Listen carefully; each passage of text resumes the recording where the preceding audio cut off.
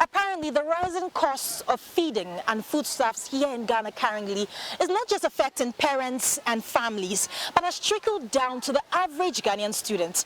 I'm talking about beneficiaries of the National School Feeding Program. Today, caterers have decided to boycott cooking. Why? Because they want government to increase their cost allocation from 93 pesos per head to 3 Ghana cedis. Today, students here at Kanda cluster of schools would have to depend on local vendors. For those who do not have money to buy such food, they have no other choice than to starve. Our checks at Nima cluster of schools revealed a similar situation. School children kept trooping in and out of the premises in search of food. At least those were the ones lucky enough to be able to afford. But here are the premises of the National School Feeding Secretariat. Things are getting heated. Well, agitations are flaring up here at the National School Feeding Secretariat, where caterers have gathered venting their displeasure for government not heeding to their concerns. Nothing good came out of the meeting. They said they don't have any increment to give us. They don't know when school feeding is going to increase it. So for that matter, school feeding caterers, we are not going to cook. They don't even know when they are going to pay us the 2 terms that they owe us. The least a caterer is being owed is close to 15,000 cedis. They said the 97 pesos is unchanged. That's the English that they used.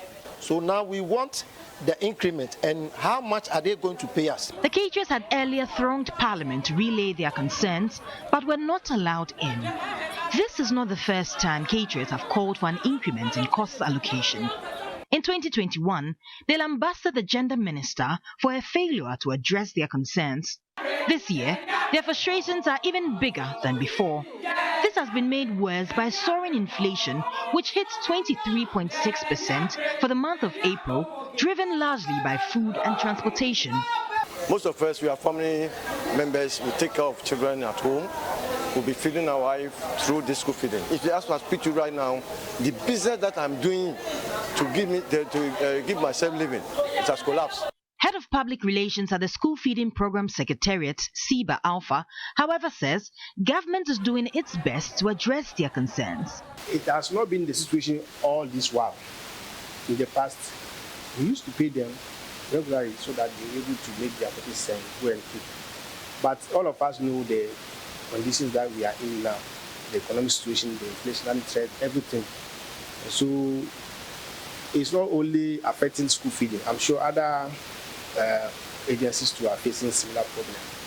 That's why we tell them once this has not been the situation in the past, I think they should give us the opportunity to address their concerns. Caterers have sworn to remain idle until government heeds to their requests. Judith Awachitando, TV3 News, Accra.